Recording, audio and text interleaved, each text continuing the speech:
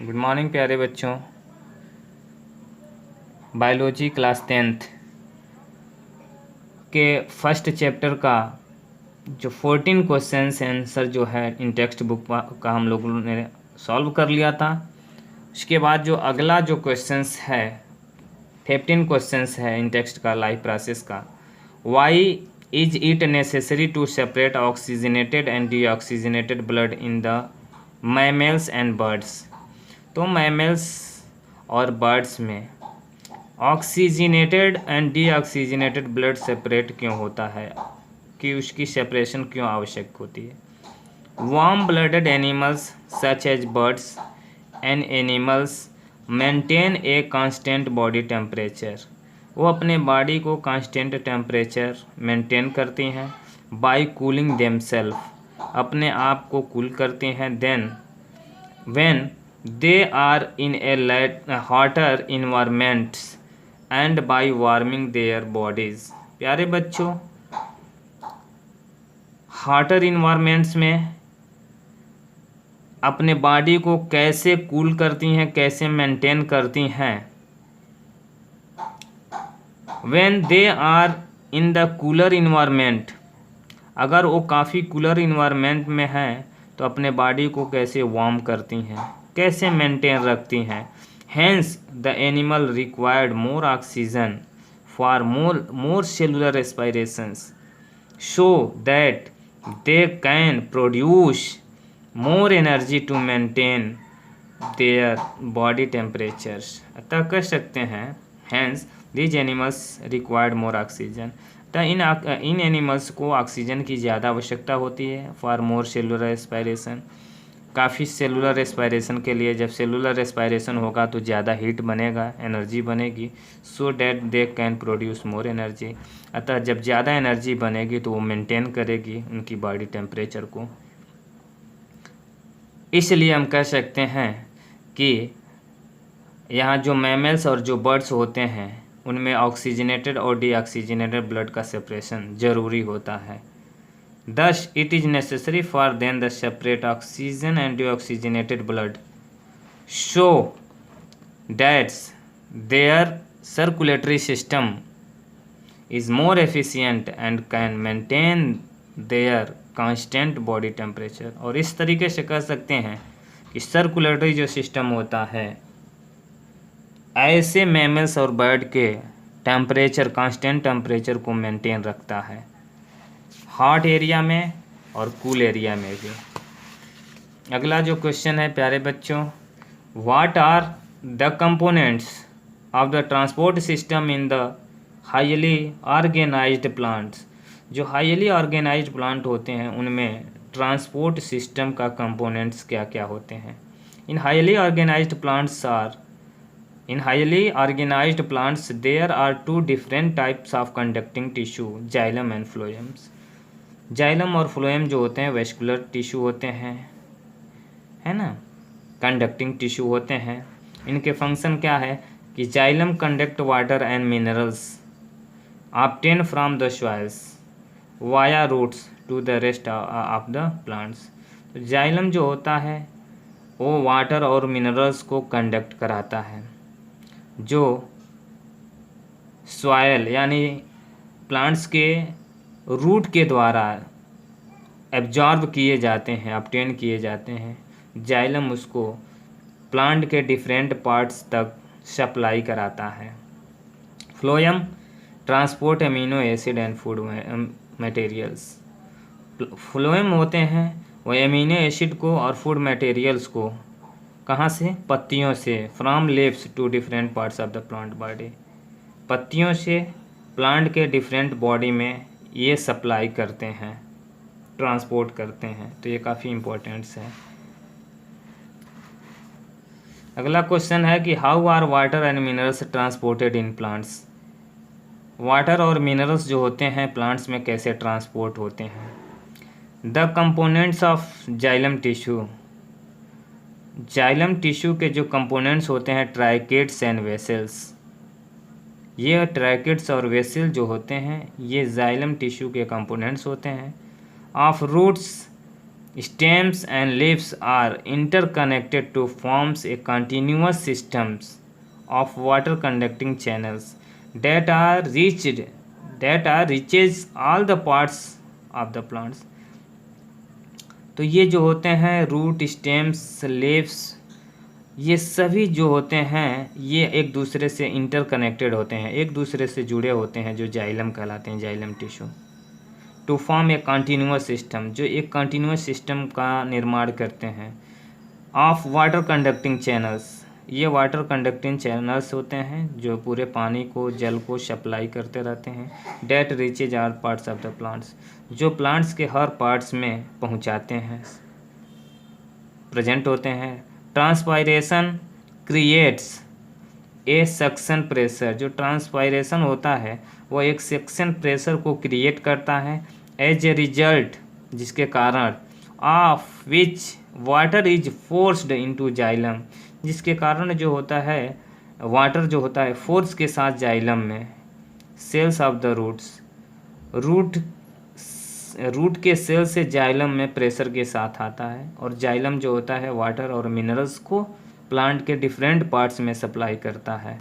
Then there is a steady movement of water from roots xylem to all the plants parts through the interconnected water conducting channels. तो पूरे plants body में interconnected water conducting channels होते हैं, जिसके जरिए xylem, root में जो xylem होते हैं पानी को सक्शन से यानी प्रेशर से खींचते हैं, और इसी इंटरकनेक्टेड वाटर कंडक्टिंग चैनल्स के जरिए प्लांट्स के पूरे बॉडी में वाटर जो होते हैं ट्रांसपोर्ट किए जाते हैं। अगला क्वेश्चन है, how is food transported in plants, plants में जो फूड होते हैं कैसे ट्रांसपोर्ट किए जाते हैं। Phloem transport food materials from leaves to different parts of the plant body. जो फ्लोएम जो होते हैं फूड मटेरियल्स को पत्ती से प्लांट के डिफरेंट पार्ट्स में सप्लाई किए जाते हैं, ट्रांसपोर्ट किए जाते हैं फ्लोएम के द्वारा। Transportation of food in phloems is achieved by utilizing energy from ATP. Phloem जो ये वर्क करता है, उस फ्लोएम को है ना एटीपी से उनको एनर्जी मिलती है। As a result of this osmotic pressure in a tissue increase causing water move into its, और इस तरीके से ऑस्मोटिक प्रेशर टिश्यू में इंक्रीज हो जाता है, जिसकी वजह से वाटर तेज़ी से मूव करता है इसमें। दस this pressure moves material in phloems, और ये जो प्रेशर होता है फ्लोएम में मूव कराता है टू टिश्यू की ओर विच हैव लेस प्रेशर, जिधर लेस प्रेशर होता है, जिधर कम प्रेशर होता है उधर सप्लाई कराता है। This is helpful in moving materials according to need of plants, और यह सहायता करता है जिस पार्ट्स में प्लांट के जिस पार्ट्स में इसकी आवश्यकता होती है, फूड मटेरियल्स की आवश्यकता होती है उधर सप्लाई कराता है। For examples food material such as sucrose is transported into the phloems tissue using ATP energy. तो एटीपी एनर्जी का यूज करता है, और फ्लोएम जो होता है एटीपी एनर्जी का यूज करके फूड मटेरियल्स जैसे सुक्रोज को यह ट्रांसपोर्ट कराता है। तो इस तरीके से प्लांट्स में फूड का ट्रांसपोर्टेड होता रहता है। अगला है क्वेश्चंस, डिस्क्राइब द स्ट्रक्चर को डिस्क्राइब करना है and function of the nephrons. प्यारे बच्चों, हम आप लोगों को वीडियो में भी नेफ्रॉन्स के स्ट्रक्चर को दिया हूँ, है ना। नेफ्रॉन का स्ट्रक्चर कैसे होता है उसको कैसे डिस्क्राइब करेंगे। Nephrons are basis filtering units of kidney. तो nephrons are basic filtering units of kidney का जो बेसिक स्ट्रक्चरल और फंक्शनल जो यूनिट होता है नेफ्रॉन्स होता है। Each kidney possesses large number of nephrons approximately, हर किडनी में लगभग 1 से लेकर 1.5 मिलियन जो होते हैं नेफ्रॉन्स होते हैं। Main components of nephron are, nephron के कंपोनेंट्स क्या क्या होते हैं? तो नेफ्रॉन को देखोगे तो इसमें ग्लोमेरुलस पार्ट्स होते हैं, बोमेन कैप्सूल्स होते हैं और लॉन्ग रीनल ट्यूब्यूल्स होते हैं।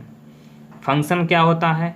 ब्लड इंटर द किडनी, जो ब्लड होता है वो किडनी में प्रवेश करता है, इंटर करता है through renal arteries. Renal artery के जरिए जो इम्प्योर ब्लड होता है वो किडनी में आता है। Which branched into many capillaries, जो कई कैपिलरीज में ब्रांच हो जाता है, एसोसिएटेड विथ ग्लोमेरुलस, जो ग्लोमेरुलस में जाकर एसोसिएट हो जाते हैं।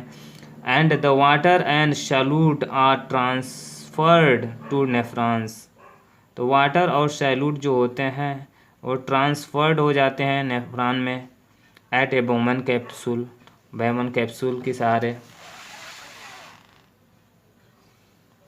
In the proximal tubules, some substances such as amino acid, glucose, and salts are selectively reabsorbed, and unwanted molecules are added in the urines. और जो भी कुछ यूजफुल सब्सटेंस होते हैं, है ना, वो ट्यूब्यूल्स में जाकर रीएब्जॉर्ब हो जाते हैं, सेलेक्टिवली रीएब्जॉर्ब हो जाते हैं। जैसे ग्लूकोज होता है, अमीनो एसिड्स होते हैं, इनको रीअब्जॉर्ब किया जाता है। लेकिन जो यूरिया वगैरह होते हैं उसको रीअब्जॉर्ब नहीं किया जाता है। वह जो होता है अनवांटेड मॉलिक्यूल्स होते हैं जो यूरिन में चले जाते हैं। Filtrate then move down into loops of Henle where more water is absorb. फिर फिल्ट्रेट जो होते हैं मूव्स हो जाते हैं लूप हेनले में, वेयर मोर वाटर एब्जॉर्ब, जहाँ पर ज़्यादा से ज़्यादा वाटर का एब्जॉर्ब हो जाता है। From here filtrate moves upward into the distal tubules and finally to collecting ducts. और इस तरीके से जो फिल्ट्रेट होता है अपवर्ड की तरफ होते हुए डिस्टल ट्यूब्यूल्स में फाइनली पहुँच जाकर वहाँ पर जाकर कलेक्ट होता है। Collecting ducts collect urine from many nephrons. इस तरीके से ब्लड में, इस तरीके से किडनी में कई नेफ्रॉन्स होते हैं और नेफ्रॉन्स इस तरीके से यूरिन को सप्लाई करते रहते हैं और वह जाकर यूरिनरी ब्लैडर में कलेक्ट होते रहते हैं। Urine formed in each kidney inter a long tube called ureters. और यूरिन जब किडनी में बनते रहते हैं वह यूरेटर के जरिए लॉन्ग ट्यूब होता है और जाकर यूरिनरी ब्लैडर में कलेक्ट होता रहता है। From ureter it gets transported to urinary bladders and then into urethra. और इस तरीके से जो यूरिन होते हैं यूरेटर के जरिए जाकर यूरिनरी ब्लैडर में कलेक्ट होते रहते हैं, यूरेथ्रा के जरिए उसको निकाल दिया जाता है। What are the methods used by plants to get rid of excretory products?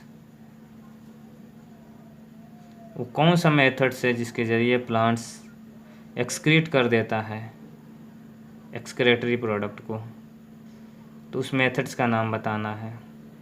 Plant are completely different strategy for excretions than those of animals. तो ये एनिमल से कुछ एक्स्ट्रा अलग, ये एनिमल से कुछ अलग इनकी डिफरेंट प्रॉपर्टीज होती है एक्सक्रीशन करने के लिए। प्लांट क्या करता है, they can get rid of excess water by transpiration.